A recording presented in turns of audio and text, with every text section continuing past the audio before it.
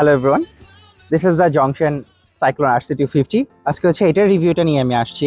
এখন আমি জানি আজকের রিভিউটা বেসিক্যালি যেটা কি ট্রিপল চেয়ার হওয়ার কথা ছিল, বাট সামহাও এই বাইকটা হচ্ছে আগে আমার হাতে আসছে, সো দিস কামস ফার্স্ট।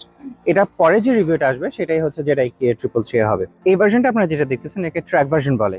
এখন এটা দুইটা ভার্জন হচ্ছে বাংলাদেশে অ্যাভেলেবল, একটা হচ্ছে ট্র্যাক ভার্জন আর একটা হচ্ছে স্ট্যান্ডার্ড ভার্জন। স্ট্যান্ডার্ড ভার্জনটাকে স্পোর্ট ভার্জনও বলে হচ্ছে গ্লোবালি, বাট এই ভার্জনটা হচ্ছে ট্র্যাক ভার্জন। এটা কিভাবে বুঝবেন সেটা হচ্ছে এই যে সিঙ্গেল সুইং আর্ম, এটার মার্কেট প্রাইস হচ্ছে মানে রেগুলার মার্কেট প্রাইস হচ্ছে 4,50,000 টাকা, বাট এই মুহূর্তে ডিসকাউন্ট দিয়ে এটা 4,30,000-এ হচ্ছে ওনারা সেল করতেছে। এখন এটার সাথে যে স্পোর্ট এডিশন যেটা, ওইটা কিছু বেসিক ডিফারেন্সেস আছে।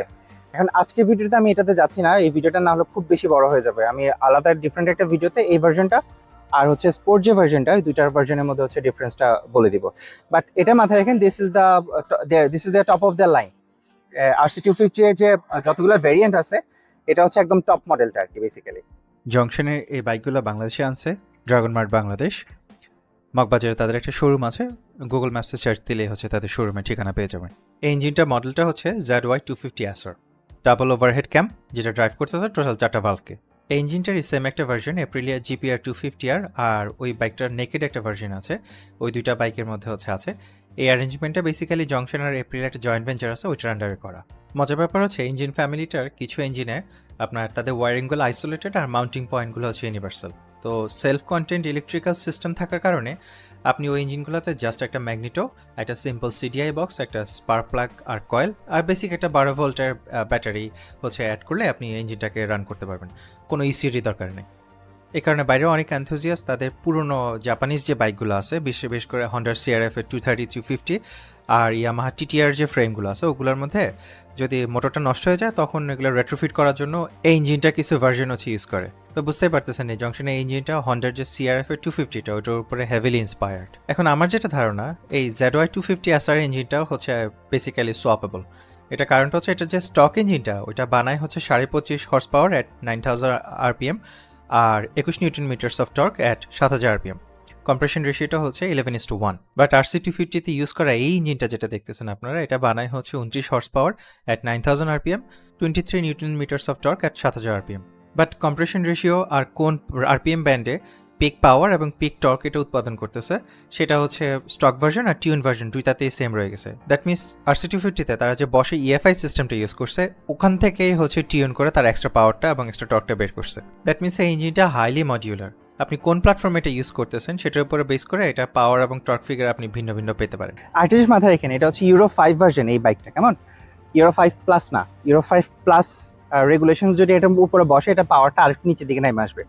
বাট উল্টাটা আপনারা করতে পারবেন, সেটা হচ্ছে এটার যে রেস্ট্রিকশনসগুলো আছে, এমিশনস রেস্ট্রিকশন, সেগুলো যদি একটা ECU একটা ফ্ল্যাশ দিয়ে যদি আপনারা সরাই দিতে পারেন, এটা এখান থেকে হচ্ছে এক্সট্রা টর্ক প্লাস হচ্ছে এক্সট্রা হর্স পাওয়ার দুইটাই হচ্ছে বের করা পসিবল। বোর হচ্ছে গিয়ে 72 মিলিমিটার আর স্ট্রোকটা হচ্ছে গিয়ে 61.2 millimetre. So over square engine, কেমন CF মোটর 250 SR এর মতো আর কি বেসিক্যালি ওভার স্কোয়ার ইঞ্জিন। এটা যাতে টপ এন্ডে পাওয়ারটা তার যাতে মেক করতে পারে, ওভাবে হচ্ছে ডিজাইন করা। বিফোর মুভিং অন, আমি একটা কথা বলে যাই, সেটা হচ্ছে এই ইনফরমেশনগুলো প্রবাবলি 2 দিন পরে কিছু কন্টেন্ট চোর আছে ইদানিং বের হয়েছে, এই কন্টেন্ট চোররা দেখবেন আমার এখান থেকে নিয়ে হচ্ছে নিজের বলে হচ্ছে চালাই দিচ্ছে। আমার যেটা K333-তে, এটা যে ইয়ামাহা R3-র উপরে ইন্সপায়ার করে বানানো এবং কিভাবে ইন্সপায়ার করে বানানো, এই ইনফরমেশনটা পুরোটা হচ্ছে চুরি করছে কিছু কন্টেন্ট চোর। সো এখানেও যদি হচ্ছে তারা কন্টিনিউ করে, আম গোনা এক্সপোজ দেম। সো কন্টেন্ট চোর ভাইয়েরা বি কেয়ারফুল, প্রপার ক্রেডিট ছাড়া ইনফরমেশন চুরি করবেন না। জংশনে এই বাইকটা তুলনা টানতে হবে basically CF motor 250 SR, 300 SR কিংবা ZL K333 এই ধরনের যে বাইকগুলো আছে এগুলোর সাথে, কারণ এগুলো সবগুলোই হচ্ছে চায়নার একদম প্রথম সারি কোম্পানি। এখন আমি জানি আপনারা প্রবলি লিফানে যে ইঞ্জিনগুলো বা লিফানে যে বাইকগুলো, ওগুলোর সাথে একটু বেশি পরিচিত, কারণ এগুলো বাংলাদেশে বেশি দিন ধরে আছে। বাট লিফান কিন্তু দ্বিতীয় সারি company compare to CF, junction বা লনসিন। এই তিনটা কোম্পানিরই বাইকের বিল কোয়ালিটি মাচ বেটার। আর জংশনের কথা যদি স্পেসিফিক্যালি বলতে চান, তাদের এপ্রিলের সাথে একটা জেভি আছে, তাছাড়া তারা Vespa, Norton, BMW, Harley Davidson এই ধরনের কোম্পানির জন্য ইঞ্জিন বানায়। ইভেন লনসিনের সাথেও তাদের একটা জেভি আছে। আসেন পাওয়ার ফিগারে, বাইকটার 5,500 RPM করে পাগলের মতো টান মারে। ডান পাশের গ্রাফটা RC250-র স্টক যে ইঞ্জিনটা, স্টক ইঞ্জিনটার উপরে বেস করা। খেয়াল করে দেখছেন, সেটা হচ্ছে তার যে অ্যাভেলেবল টর্ক প্রায় পুরোটাই 5,500 RPM থেকেই হচ্ছে অ্যাভেলেবল। এক্স্যাক্টলি এই কারণেই 6000 RPM এর পরে গেলে বাইকটা হচ্ছে প্রচুর পরিমাণ গর্জন করে প্লাস হচ্ছে ভাইব্রেটও করে। এখন এই ইঞ্জিনটার মধ্যে এই হাই আরপিএমে যে ভাইব্রেশনগুলো আছে এগুলো নিউট্রালাইজ করার জন্য যদি একটা ব্যালেন্স শাফট দেওয়া আছে, কিন্তু 7000 RPM পরে বেশ স্ট্রংলি হচ্ছে এই ভাইব্রেশনটা আপনারা ফিল করবেন। এখন একটা 250 সিসির বাইক এতটুকু ভাইব্রেট করবে এটা আমি অ্যাকচুয়ালি এক্সপেক্ট করি নাই। বাট একটা জিনিস মাথায় রাখেন, এটা anecdotal to my test unit. কারণ হচ্ছে আমার যে বাইকটা হাতে পাইছি আমি, এটা 1000 কিলোমিটার মাত্র চলছে।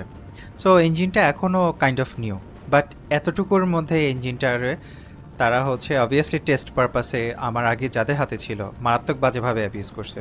অনেকগুলো বার্নআউটস হচ্ছে এটার উপর দিয়ে গেছে। এটা আমি কীভাবে বুঝতে পারছি সেটা হচ্ছে এটা যে ক্লাচ প্লেটগুলো খুবই দুর্বল হয়ে গেছে। একটা 20 ডিগ্রি ইনক্লাইনে উঠতে বাইকটা কষ্ট হচ্ছে। এখন ওই বাইকটা থেকে আমি 142 kilometre per hour top speed তুলছি। সো বুঝতেই পারতেছেন একটা ফ্রেশ প্রোডাকশন ইউনিট থেকে একদম পুরো 29 হর্স পাওয়ার আপনি যখন রাস্তায় ডাম্প করবেন ইজিলি 150 কিলোমিটার পার আওয়ার গতির উপরে উঠাতে পারবেন। আমার ধারণা থিওরিটিক্যালি 155 থেকে 165-র মধ্যে থাকার কথা এটা টপ। এখন ড্রাগন মার্ট বাংলাদেশ আমাকে যদিও অফার করছেন যে আমরা ফ্রেশ ক্লাচ আছে আপনাকে চেঞ্জ করে দিই, তাহলে টেস্ট করলে প্রপার আপনি আউটপুটটা পাবেন। বাট আমার এই ক্লাচ দুরবস্থা ক্লাচ নিয়ে যদি হচ্ছে 142 ছুঁতে পারি আমি, তাহলে বুঝতেই পারতেছেন ফ্রেশ ক্লাচে 5 to 15% এক্সট্রা পাওয়ার এমনিতে আমি হচ্ছে বের করতে পারবো। আর টু বি অনেস্ট হচ্ছে আরও যদি দেরি করতাম তাহলে ঈদের পরে হচ্ছে রিভিউটা চলে যেত। তা আসলে দেরি করার কোনো মানে হয় না, যা দেখা হয়ে গেছে। তবে আমার নিজে একটা ছোট মিস্টেক ছিল, সেটা হচ্ছে আমি ট্র্যাকশন কন্ট্রোলটা অফ করতে ভুলে গেছি। ওটা অফ করলে পাওয়ার আউটপুটটা আর একটু বেটার পাওয়া যেত। তবে আপনাদের প্রতি একটা অনুরোধ, এখানে যাই দেখতেছেন সব কিছু হচ্ছে টেস্ট পারপাসে করা। Just like ABS, traction control একটা লাইফ সেভিং সেফটি ফিচার, এটা কখনো অফ করবেন না। Back to the power curve, বাইকটার টর্কটা 5500 RPM থেকে অলমোস্ট পুরোটা অ্যাভেলেবল হলেও এটা যে পাওয়ার কার্ভটা, হর্স পাওয়ার কার্ভটা, সেটা অলমোস্ট লিনিয়ার। সো ইঞ্জিনটা খুবই বিগিনার ফ্রেন্ডলি একটা ইঞ্জিন। তবে বাইকটা ট্রাফিকে ভালোই হিট হয়, কিন্তু হাইওয়েতে এভরিথিং স্টেজ নর্মাল। আমার মাল্টিপল 0 to 100 টেস্ট, তারপরে কনস্ট্যান্টলি রেড লাইনিং, এগুলোর থ্রুতেও বাইকটা একবারও ওভারহিট হয়নি। আসেন এবার ট্রান্সমিশনে। খুবই ভালো একটা ট্রান্সমিশন দেওয়া বাইকটাতে, একটু হেভি সাইডে, সো শিফট করতে আপনাকে একটু বেশি প্রেশার দেওয়া লাগবে। ডাউন শিফট করতে আমি বারবার অ্যাগ্রেসিভ রেভ ম্যাচ করতেছিলাম, বাইকটা একবার আপসেট হয়নি। তো the slipper clutch is good too. এখন এটা ফ্রন্ট ব্রেক যেটা আর পিছের ব্রেক দুইটাই হচ্ছে জেহুয়ানের। জেহুয়ান হচ্ছে একটা স্প্যানিশ কোম্পানি। এটা বেসিক্যালি হচ্ছে ইটালিয়ান একটা যে জায়ান্ট আছে ব্রেম্বোর আন্ডারে এই কোম্পানিটা। প্রবাবলি সিএফ মোটর 300 SR এর পরে এই এই যে ব্রেকটা, এটা ব্রেকটা হচ্ছে one of the best that I have experienced. এটা ফ্রন্ট ব্রেক পিছের ব্রেক যেটাই বলেন না কেন, দুইটাই মারাত্মক বাইট। এখানে ব্রেক সেট আপের মধ্যে আপনারা যেটা দেখতেছেন, এটা হচ্ছে 14 মিলিমিটার বোর্ড সাইজের একটা রেডিয়াল মাস্টার সিলিন্ডার। এটা হচ্ছে পেয়ার আপ করা হচ্ছে একটা ডুয়াল পট, এই ডুয়াল পট একটা ক্যালিপারের সাথে। কেমন এখানে যে হাইড্রোলিক রেশিওটা একদম জাস্ট পারফেক্ট। কেমন আপনারা যদি এটাকে আপগ্রেড করেন 15 বা 16 মিলিমিটারে, যেটা হবে ব্রেক সেট আপটা হচ্ছে বেসিক্যালি স্টিফ হয়ে যাবে। আপনার মনে হয় না কাঠের টুকরো একটা ধরতেছেন এরকম লাগবে। তখন হচ্ছে আপনার যে মডুলেশনটা হচ্ছে নষ্ট হয়ে যাবে।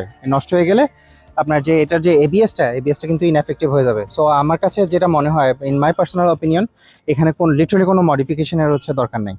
আর সামনে যে হচ্ছে 320 মিলিমিটার যে ডিস্কটা দেওয়া, এই ডিস্কটাও হচ্ছে just perfect for the weight and for the power of this bike. আর পিছের ব্রেকটা হচ্ছে 220 মিলিমিটারের ডিস্কটা আর কি বেসিক্যালি। আর ক্যালিপারটা হচ্ছে একটা সিঙ্গেল পটের। তো পিছের ব্রেকটাও হচ্ছে লাইক দ্য ফ্রন্ট ব্রেক, আমার এক্সপিরিয়েন্স করা বাংলাদেশে ওয়ান অফ দ্য বেস্ট।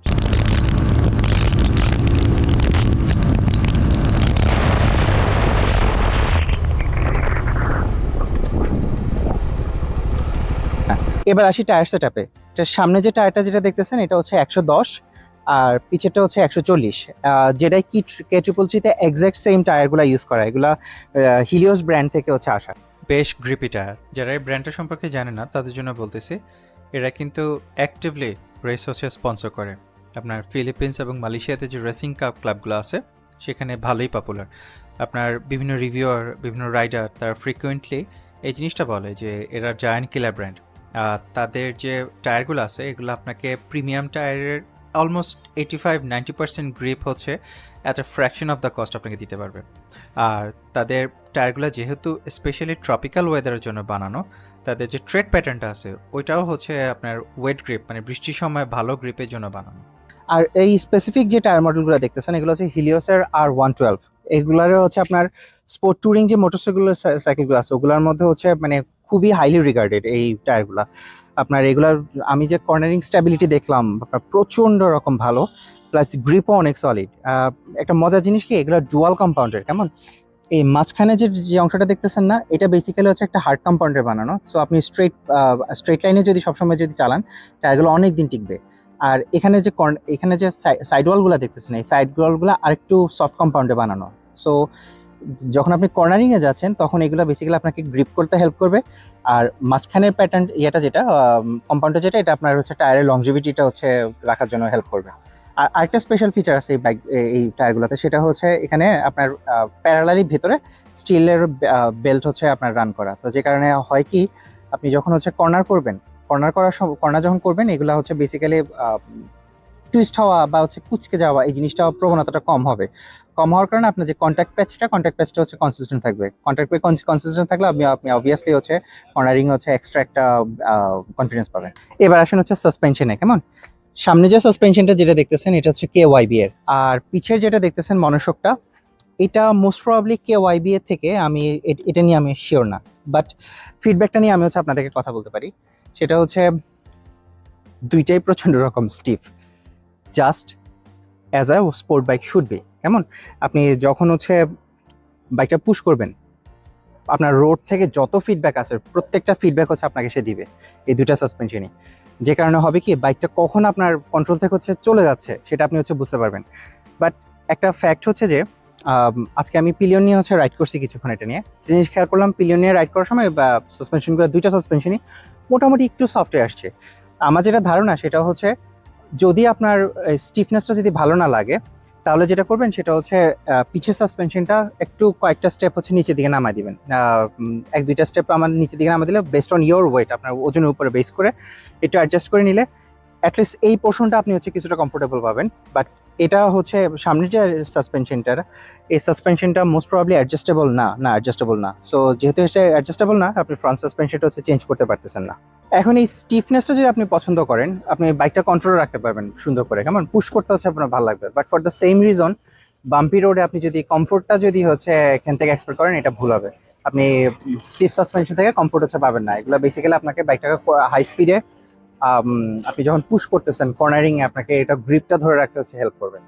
আচ্ছা, আরেকটা জিনিস, সেটা হচ্ছে এটা এক্সস্ট হচ্ছে আন্ডারবেলি থাকা সত্ত্বেও তাদের যে গ্রাউন্ড ক্লিয়ারেন্সটা খুব সুন্দর রাখতে পারছে, 140 millimetre.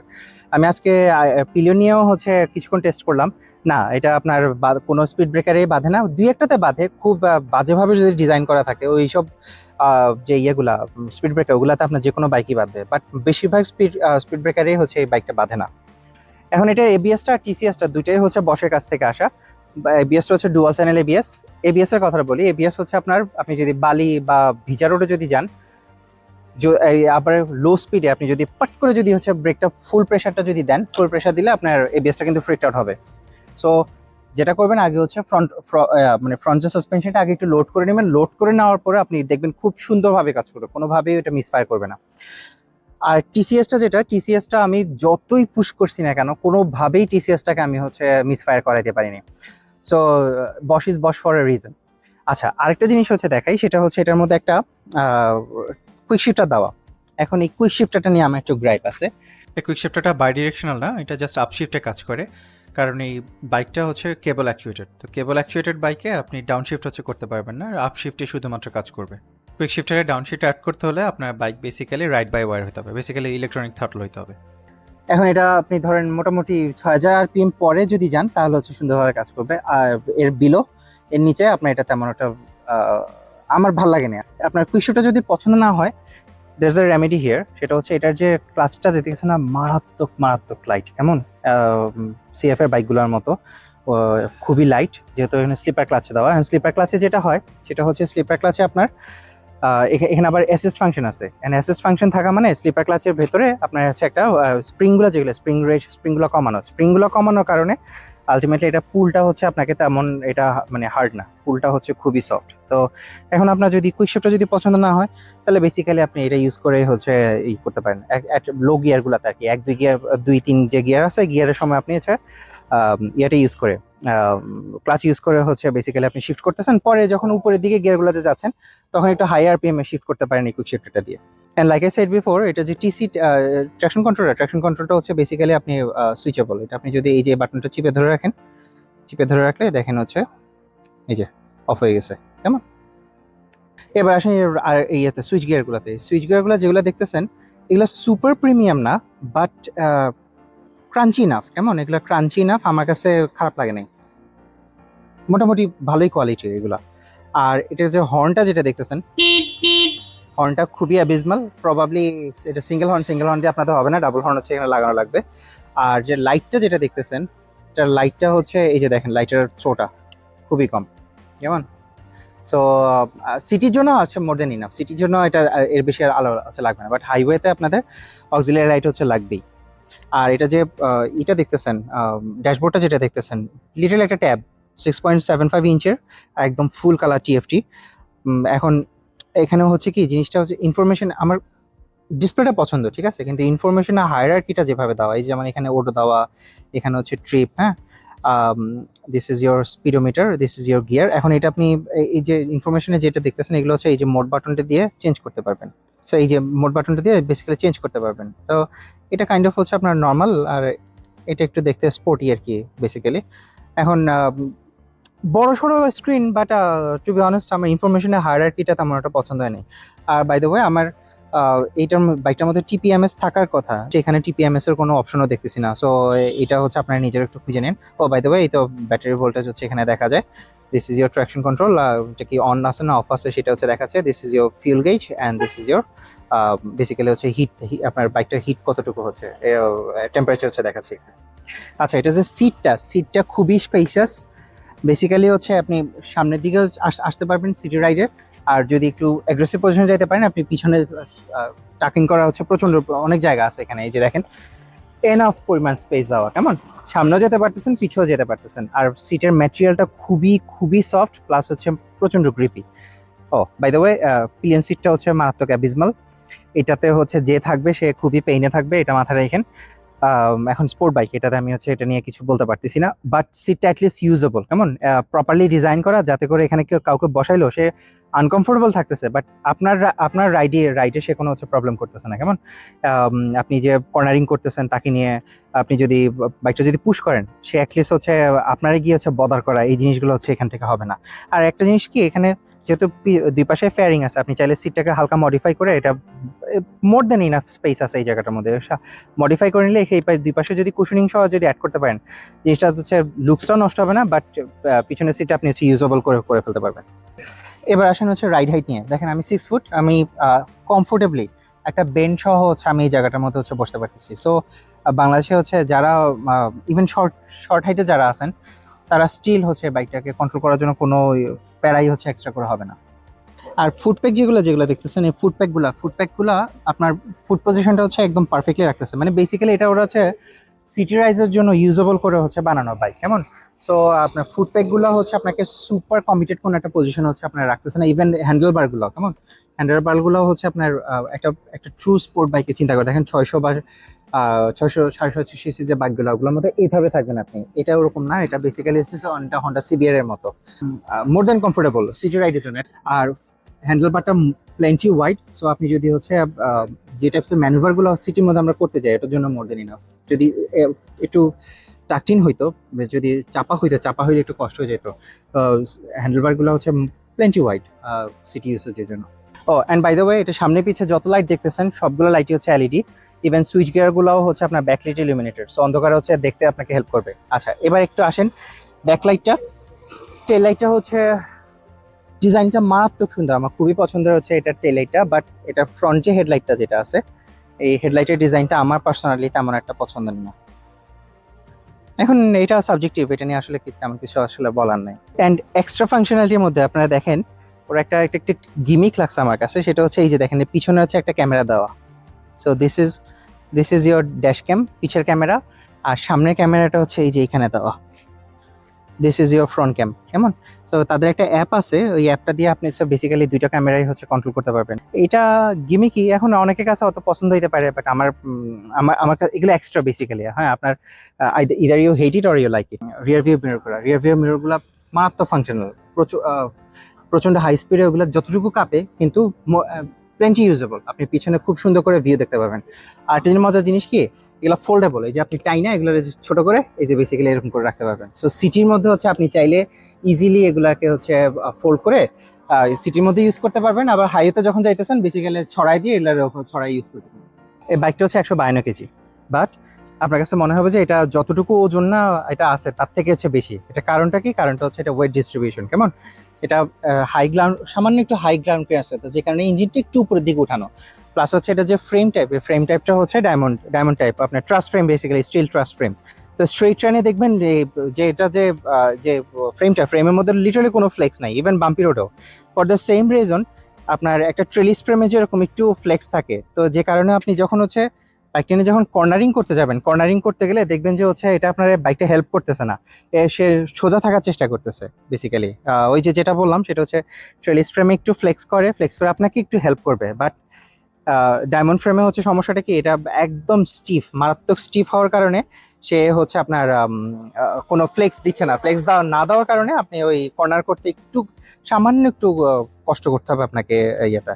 But for the same reason আপনি যখন কর্নারিংয়ে যখন ঢুকে যাবেন দেখবেন যে হচ্ছে কোনো ফ্লেক্স নাই, তো যে কারণে কর্নার করতে আপনাকে এক্সট্রা একটা কনফিডেন্স দিবে এই ফ্রেমটা।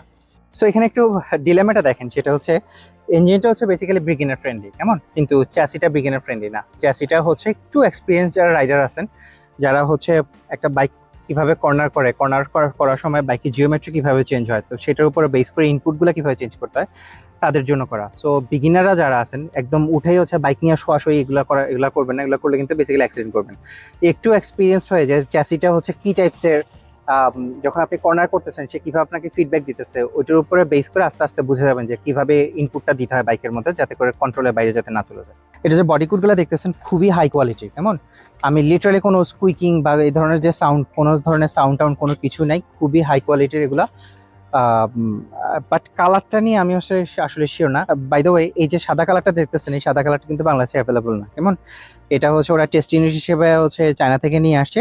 বাংলাদেশে যে অ্যাভেলেবল কালারগুলো আছে অনেক সুন্দর সুন্দর কালার আছে, কিন্তু বাট অ্যাটলিস্ট এই কালারটা হচ্ছে আগেই বলে রাখি, এই কালারটা হচ্ছে আপনার অ্যাভেলেবল পাবেন না। সো এখন আসি এবার কালার কোয়ালিটি নিয়ে, সেটা হচ্ছে এটা টেস্ট করতে হবে হচ্ছে লং টার্মে, কেমন শর্ট টার্মে আসলে আমি বলতে পারতেছি না। আর এটা যে ভাইজরটা দেখতেছেন সামনে, এই ভাইজরটা জাস্ট পারফেক্ট, আপনাদের আফটার মার্কেট কিছু লাগানোই লাগবে না। এটা আপনি যখন একটু কমিটেড পজিশনে যদি চলে যান, এটা বাতাসটা লিটারালি আপনার এদিক দিয়ে মাথার উপর দিয়ে চলে যাবে কাইটা, কেমন আপনার লিটারালি একটা কুশনের মধ্যে হচ্ছে বসায় রাখবে, আপনার আফটার মার্কেট কোনো ভাইজার হচ্ছে লাগানোই লাগবে না। এখন জংশন যেটা বলছে সেটা হচ্ছে এই বাইকটার ফ্রন্ট ফেসের কারণে নাকি আপনার ড্র্যাগ কোএফিশিয়েন্টটা নাকি 5.3% কম। এখন আমার যেটা ধারণা সেটা হচ্ছে এগেইনস্ট ওয়াট, এটা তারা বলে নাই। সো আমার যেটা ধারণা এই ভাইজরটাই হচ্ছে doing most of the heavy lifting. এই যে নাম্বারটা তারা নিয়ে আসছে কিছু একটা এগেইনস্টে তো মেজার করছে, তো এটা মেজার করার মেইন কারণ, মেজার করে যে নাম্বারটা তারা পাইছে 5.3%, this is because of this visor. এবার আসেন মাইলেজ নিয়ে। এই বাইকটা লিটারালি আমি হাইওয়ের মধ্যে যতক্ষণ রান করছি এরা কাইন্ড অফ রেড লাইনই ছিল। সিটির মধ্যে হচ্ছে এক্সট্রিম, ঢাকা সিটির এই মুহূর্তে যে ঈদের টাইম আসতেছে মারাত্মক বাজে জ্যাম, এই এরকম এক্সট্রিম কন্ডিশনের মধ্যে সে আমাকে 28 কিলোমিটার পার লিটার দিছে। তো আমি প্রিটি শিওর আপনারা নর্মাল কন্ডিশনে যদি চালান, কেমন বাইক তো সারাক্ষণ আপনারা রেড লাইন করবেন না, তো আর সিটির মধ্যে জ্যাম যেটা সেটা ঠিকই পাবেন, but at least 28 kilometre per litre হয়তো আপনারা পাবেন না, হয়তো আর একটু বেটার একটা নাম্বার পাবেন, হয়তো দেখা যাবে 30-32 হয়তো নিতে পারতেছেন। এটা যে আন্ডারবেলি এক্সস্টটা, এটা আমার বাংলাদেশে দেখা ওয়ান অফ দ্য বেস্ট, কেমন আর এটা সিঙ্গেল সাইডের সুইং আর্ম হওয়ার কারণে এটা দেখতে আরো সুন্দর লাগে এটা। তো এখন দেখেন সিঙ্গেল সাইডের সুইং আর্মটা এটা হুইলটাকে একটা সাইড থেকে হচ্ছে ধরে রাখে, তো এই অ্যাসিমেট্রিক ডিজাইন বেসিক্যালি, কারণ এক সাইড থেকে ধরে রাখতেছে হওয়ার কারণে এটা ম্যাসিভ একটা টর্শনাল ফ্লেক্সের মধ্যে দেওয়া টুইস্টিং আর কি বেসিক্যালি। তো এই ফ্লেক্সিংটা যাতে না হয় ইঞ্জিনিয়াররা করে কি, ওই যে খেয়াল করে দেখেন সেটা হচ্ছে এটা যে যদিও এটা অ্যালুমিনিয়াম, কিন্তু এটা অ্যালুমিনিয়াম আপনার অনেক ঠিক করে বানানো, অনেক মোটা করে বানানো এটারে একটা স্ট্যান্ডার্ড আর্মের থেকে।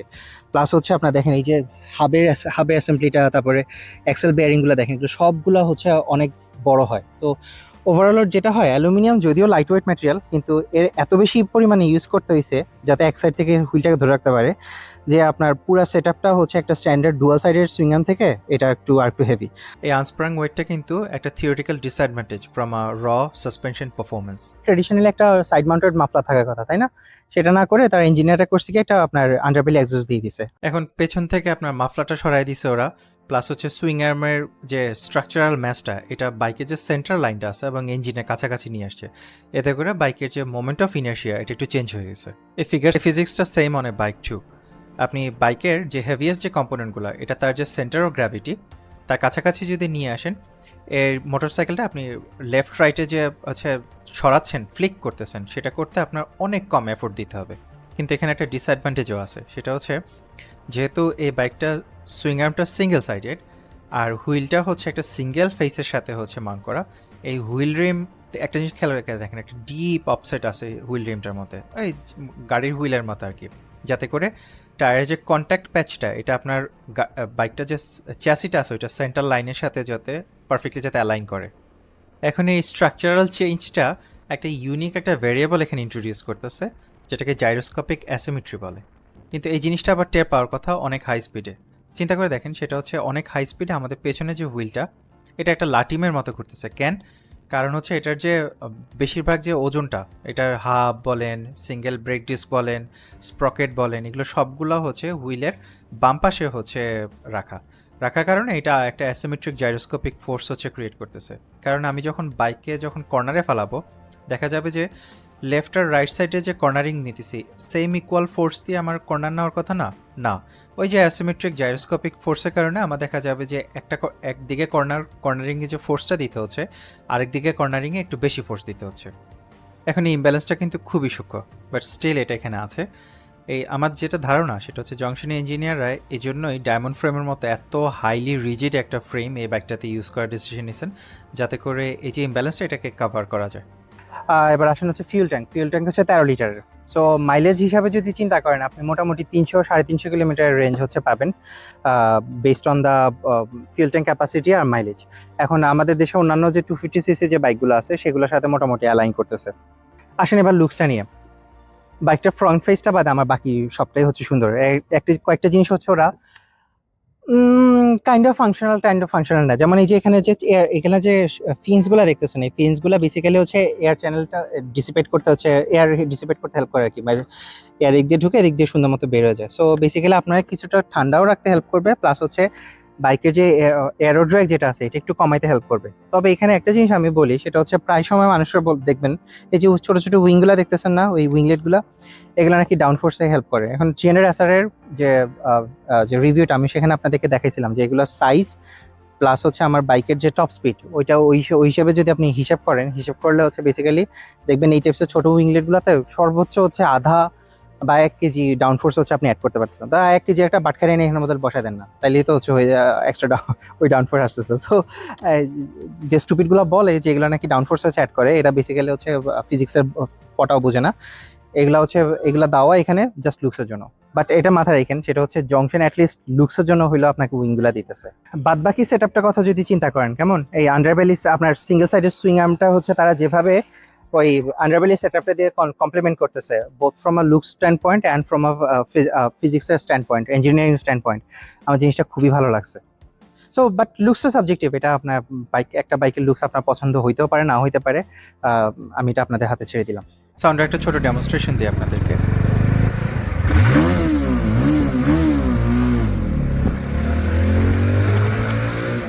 সো বাইকটি নিয়ে আমার ভার্ডিক্ট, এখানে জংশনের ক্লিয়ার গোলটাই ছিল প্রতিদিন ইউজ করা যায় এমন একটা প্র্যাকটিক্যাল স্পোর্টস বাইক বানানো, প্লাস বাইকটা মারাত্মক ফিচার রিচ। আপনি সেগুলো ইউজ করেন আর না করেন সেখানে আছে যদি আপনার কোনো সময় লাগে। এখন এই এত কিছু দিতে গিয়ে তারা আনরিজনেবল কোনো প্রাইস পয়েন্টের বাইকটাকে নিয়ে জানে, তারা স্টিল একটা সুন্দর বাজেটের মধ্যে বাইকটাকে রাখছে। আর বাইকটার কম্প্রেশন রেশিও 11:1 হওয়ার কারণে আমাদের দেশে যে বাজেতেলেও বাইকটা কোনো এফেক্ট পড়ে না। আর ইউরো রেস্ট্রিকশনস একটু পুরোনো ভার্সন হওয়ার কারণে এটা থেকে তারা 29 হর্স পাওয়ার অর্থাৎ 300 SR এর সমান পাওয়ার বের করতে পারছে। তবে আমার কাছে এই বাইকটার সবচেয়ে স্ট্যান্ডার্ড ফিচার এটা সেফটি ফিচারগুলো। My respect to the engineer engine junction, যে ডিসাইড করছে যে আমি পিছের ব্রেকের মধ্যে লিটারালি কোনো কমতি দিব না। আপনারা বাইকটা একটাবার নিজে টেস্ট রাইড দিলে বা কম্পোনেন্টগুলো একটু হাতায় দেখলে বুঝতে পারবেন প্রত্যেকটা কম্পোনেন্ট কেয়ার দিয়ে বানানো। সেফটি, পারফরমেন্স, যা যা কিছু ইম্পর্টেন্ট সব কিছুর সাথে অ্যাসোসিয়েটেড যত কম্পোনেন্ট আছে সবগুলো খুবই রেপুটেড সাপ্লায়ার থেকে নিয়ে আসা। তো বাইকটা কোরকে বলা যায়, কিন্তু বদনাম করার মতো টু বি অনেস্ট আমি কিছুই পাইনি। তা আপনারা যারা K333, CF Moto 300 SR, 250 SR কিংবা জিক্সার 250 SF এই ধরনের বাইকগুলো কিনা চিন্তা করতেছেন, তারা এই বাইকটাকে অপশনে রাখতে পারেন। ড্রাগন মার্টের উদ্দেশ্যে আমার একটা বক্তব্য আছে। দেখেন, জংশন আপনাদের হাতে যে প্রোডাক্টটা দিচ্ছে one of the finest in Bangladesh right now, but এই কোয়ালিটিটা একটা ভোক্তার লং টার্মে এনজয় করার জন্য আপনাদের হেল্প দরকার। সো সার্ভিস, স্পেয়ার পার্টস এই অংশগুলো নিয়ে যাতে আপনাদের কাছ থেকে কোনো কমতি না থাকে আমার অনুরোধ রইল আপনাদের প্রতি। অনেক কোম্পানি মনে করে আমাদের বাংলাদেশে যে কনজিউমাররা আছি আমরা মনে হয় ছাগল, তো যা ইচ্ছা তাই করার চেষ্টা করে আমাদের সাথে। এখন ইনফরমেশনের যুগ, অ্যান্টি কনজিউমার প্র্যাকটিসেস লং টার্মে কোনোভাবেই সফল হতে পারবে না। সো এটা আপনারা শিওর হয়ে থাকেন। আর বাংলাদেশের যে হায়ার সিসির যে সিনারিও, এটা এখনও লার্জলি হচ্ছে আনট্যাপড। এখন এই জংশন তাদের প্রোডাক্টটা বানানোর সময় যে ডিউ ডিলিজেন্সটা দেখাইছে, সেম জিনিসটা যদি আপনারা আপনাদের অপারেশনে দেখাতে পারেন, যে কয়েকটা ব্র্যান্ড বাংলাদেশের ফিউচারে মার্কেট ডমিনেট করবে তাদের মধ্যে একটা আপনারা থাকবেন, নো ডাউট অ্যাবাউট ইট। আপনারা যারা লিকুইড কুল বাইক ইউজ করেন এটার মতো, তারা অনেকেই হচ্ছে কুলেন্টের ইউসেজটা হচ্ছে জানেন না। আপনারা দেখা যায় যে অনেকেই হচ্ছে উল্টাপাল্টা কুলেন্ট ইউজ করতেছেন বাইকের সাথে, যেটা কম্পাটিবল না, বা দুইটা কুলেন্ট হচ্ছে মিক্সচার করে ইউজ করতেছেন কালার উপরে বেস করে। সো এই জিনিসটা, কুলেন্ট যদি উল্টাপাল্টা ইউজ করেন, ইঞ্জিন অয়েল যেভাবে আপনার বাইকটা ডিস্ট্রয় করতে পারে, ঠিক সেরকম কুলেন্টও আপনার বাইকটা ডিস্ট্রয় করতে পারে। সো এটা উল্টাপাল্টা ইউজ করা যাবে না। এটা নিয়ে একটা ভিডিও আমার হচ্ছে আমি লাস্ট হচ্ছে আপলোড করছি, এটা আমি এখানে লিঙ্ক করে দিচ্ছি। সো সেটা দেখা আমন্ত্রণ রইল। That's it for today. Thank you for watching.